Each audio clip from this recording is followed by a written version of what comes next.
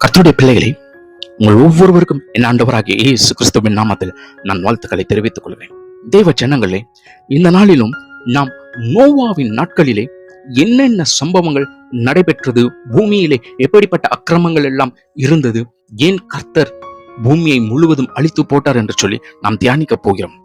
நோவாவை பற்றிய வரலாறானது ஆதியாகமத்தின் புத்தகம் 6வது அதிகாரத்தில் இருந்து தொடங்குகிறது. அதாவது ஆதாம் மற்றும் ஏவாளின் படைப்புக்கு பிறகு சுமார் 1600 ஆண்டுகள் கடந்து விடுகின்றன. பூமியில் மக்கள் தொகை எண்ணிக்கையில் பெருகுகிறது மாத்திரமல்ல, அது தீமையாலும் பெருகி வெடித்தது. ஆபேலின் நீதியான தியாகத்தை நாம் ஆதியாகமம் 4:4 பார்க்கலாம். அது அப்படியே மறக்கப்பட்டது. அந்த நீதி நியாயங்கள் எல்லாம், தாழ்மை எல்லாம் மறக்கப்பட்டது. ஏனெனில் பூமியில் மனிதனின் துன்மார்க்கம் பெருகினது என்றும் அவன் இருதயத்தின் நினைவுகளில் ஒவ்வொரு எண்ணமும் எப்போதும் பொல்லாதது என்றும் கர்த்தர் கண்டார் என்று சொல்லி ஆதியாகமத்தின் புத்தகம் 6வது அதிகாரம் 5வது வசனத்திலே பார்க்கலாம். மற்றும் 11-12 பார்க்கலாம். பூமி தேவனுடைய பார்வையில் சீர்கெட்டதாக இருந்தது. பூமி கொடுமையால் நிறைந்திருந்தது. தேவன் பூமியை கண்டார், இதோ அது சீர்கெட்டதாக இருந்தது. ஏனென்றால் எல்லா மாம்சங்களும் பூமியில் தங்கள் வழியை கெடுத்தன. இருப்பினும் நோவாவுக்கோ கர்த்தருடைய கண்களில் கிருபை கிடைத்தது என்று சொல்லி வசனம் 8 நீங்கள் பார்க்கலாம். இயேசு தம்முடைய 2வது வருகையை சுற்றியுள்ள நிகழ்வுகளை விவரிக்கும் பொழுது கூட நோவாவின் நாட்களில் நடந்தது போலவே மனுஷகுமாரனுடைய நாட்களிலும் நடக்கும் என்று அவர் சொல்லுகிறார். நோவா பேழைக்குள் நுழைந்த நாள் வரை அவர்கள் சாப்பிட்டு குடித்து திருமணம் செய்து கொண்டார்கள், மறுமணம் செய்து கொண்டார்கள். வெள்ளம் வந்து அனைவரையும் அழித்து வாரி போட்டது. லூக்காவின் புத்தகம் 17வது அதிகாரம் 26-27 இயேசு சொல்லுகிறார்.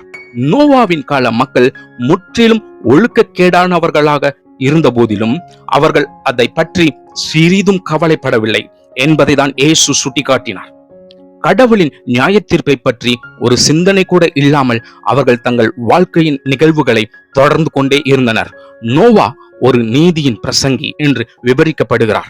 2 பேதுரு 2:5 பாருங்கள். அதாவது பரிசுத்தமாகிய நம்முடைய தேவன் என்ன செய்ய போகிறார் என்பதை அவர் தனது நண்பர்களுக்கு, அண்டை வீட்டாருக்கும் பல ஆண்டுகளாக எச்சரித்துக் கொண்டே இருந்தார். ஆனால் யாரும் கேட்கவில்லை.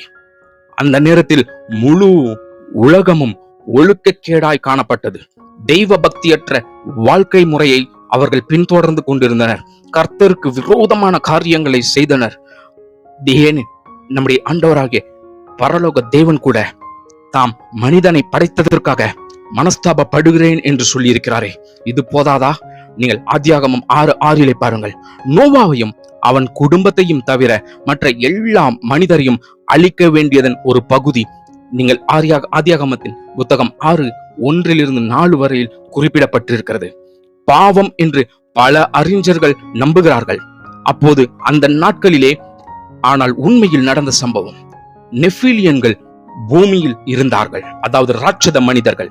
அதன் பிறகும் தேவனுடைய குமாரர்கள் மனுஷ குமாரத்திகளிடம் வந்து அவர்களுக்கு பிள்ளைகளை பெற்றார்கள். தீமை மீண்டும் உருவாகி உலகத்தை முற்றிலும் அழித்து போட்டது. கடவுள் செய்யக்கூடிய மிகவும் இரக்கமுள்ள செயல் மீண்டும் தொடங்குவதாகும். அதற்கு அடையாளம் பேழையை கட்டும் பணியை முடிக்க நோவாவுக்கு கிட்டத்தட்ட 100 ஆண்டுகள் ஆனது. அதை தேவனும் அனுமதித்திருந்தார். கொஞ்சம் அதை சிந்தித்து பாருங்கள், எவ்வளவு சுவாரஸ்யமான சம்பவமாய் இருக்கிறது என்று சொல்லி. அந்த காலமெல்லாம் தேவன் பொறுமையாக காணப்பட்டிருந்தார், பொறுமையாக காத்திருந்தார். வேண்டுமென்றால் 1 பேதுரு 3:20 நீங்கள் பாருங்கள். நோவா அந்த கால மக்களுக்கு என்ன நடக்க போகிறது என்பதை பற்றி பிரசங்கித்ததாக வேதம் குறிப்பிடுகிறது. எபிரேயர் 11:7 பாருங்கள். அவர்கள் நோவாவை நம்பவில்லை. அவர்களுடைய துன்மார்க்கம் மற்றும் விக்கிரக ஆராதனையில் திருப்தி அடைந்தனர். அவர்களுடைய இருதயங்கள் கடினமாக காணப்பட்டு கொண்டு இருந்தது. காதுகள் மந்தமாக இருந்தது. யாரும் மனம் திரும்பவில்லை. கடவுளை தேட, நம்முடைய தேவாதி தேவனை தேட யாரும் அக்கறை காட்டவில்லை.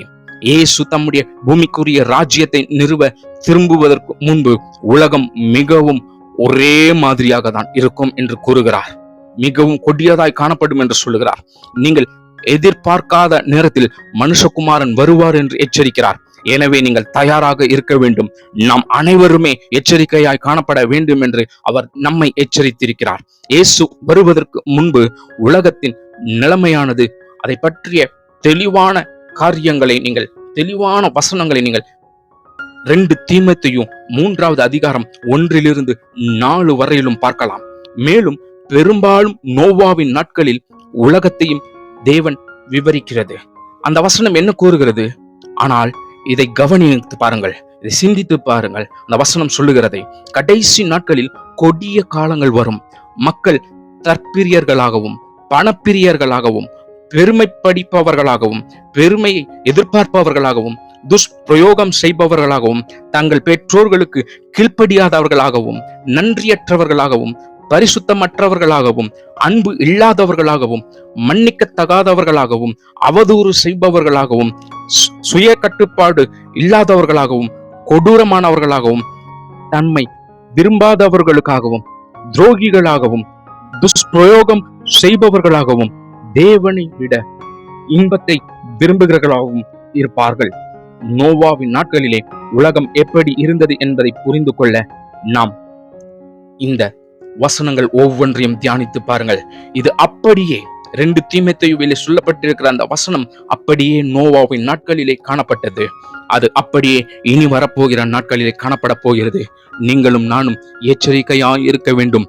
நோவாவின் நாட்களிலே நடைபெற்ற சம்பவம் மீண்டும் தேவன் இந்த பூமியிலே கொண்டு வரப்போகிறார். அந்த அழிவுக்கு நாம் பாத்திரமாய் இல்லாதபடி மனம் திரும்புவோம். God bless you.